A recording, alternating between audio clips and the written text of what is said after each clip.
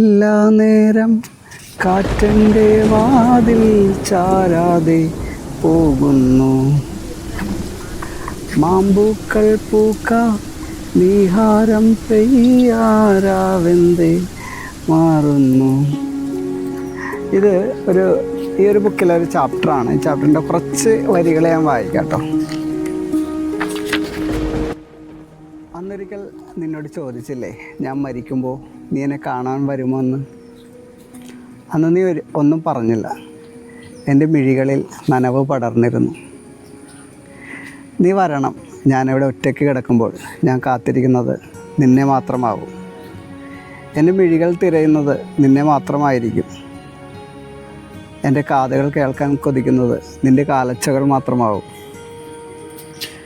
എൻ്റെ അവസാന ശ്വാസത്തിലും ഞാൻ തേടുന്നത് നിൻ്റെ വിയർപ്പ് തുള്ളികളുടെ ഗന്ധം മാത്രമാവും. നീ അവരോടൊപ്പം എന്നെ കാണാൻ വരണം. ഞാൻ ആരാണെന്ന് ചോദിക്കുമ്പോൾ അവരോട് നീ പറയണം, ഒരിക്കൽ നിൻ്റെ പ്രിയപ്പെട്ടയാളായിരുന്നു ഈ കിടക്കുന്നതെന്ന്. നിന്നെ കാണാതെ എനിക്കെവിടെയൊന്നും പോകാനാവില്ലെന്നത് നീ മറന്നു കളഞ്ഞേക്കരുത്.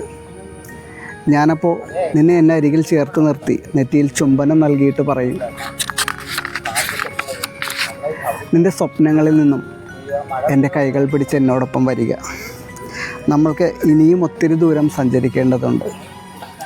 എൻ്റെ കനവുകളിൽ നിന്നും അത്ര വേഗത്തിൽ നിനക്ക് എങ്ങനെയാണ് ഓടിമറയാനാവുക? നിൻ്റെ ഓർമ്മകളെ അവിടെ തനിച്ചാക്കിയിട്ട് എനിക്ക് എങ്ങനെയാണ് ഇവിടെ വിട്ട് പോകാനാവുക? ചില സ്നേഹങ്ങൾ അങ്ങനെയാണ്, കാരിരുമ്പ് കണക്കെ നെഞ്ചിൽ പതിഞ്ഞങ്ങനെ കിടക്കും.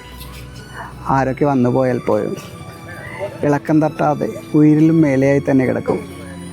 അവിടെ നിനക്ക് കൂട്ടായി നിൻ്റെ യഥാർത്ഥ പ്രണയം മാത്രമേ കാണൂ. സ്വർണ്ണത്തരി പോലെ ശുദ്ധമായ നിൻ്റെ പ്രണയം, നിന്നിലും മേലെയായി നിന്ന നിൻ്റെ കട്ടച്ചുവപ്പുള്ള പ്രണയം. പ്രണയം ശക്തമാണ്, പക്ഷെ അത് യാഥാർത്ഥ്യമാവും എന്നുറപ്പുണ്ടെങ്കിലേ പ്രണയിക്കാവൂ. വിരഹം താങ്ങാൻ പറ്റുമെങ്കിൽ. പക്ഷെ അതെനിക്ക് കഴിയില്ലല്ലോ. അതുകൊണ്ടാണ് ഞാനിന്ന് ശരീരമില്ലാത്ത ആത്മാവ് മാത്രമായി മാറിയത്. വെളുത്ത പൂച്ചെരുകൾ ഉയരുമ്പോൾ നീ എന്നെ നോക്കണം. ഞാനവിടെ കാണും. പക്ഷേ ഇനിയൊരിക്കലും എന്നിലേക്ക് നീ വരരുത്. കാരണം വിരഹം താങ്ങാൻ എനിക്ക് സാധിക്കില്ല. Thank you. ഈ ഒരു ബുക്കിലെ കുറച്ച് വരികളാണ്. ഇഷ്ടപ്പെടുമെങ്കിൽ വായിക്കുക, അഭിപ്രായം അറിയിക്കുക. Thank you.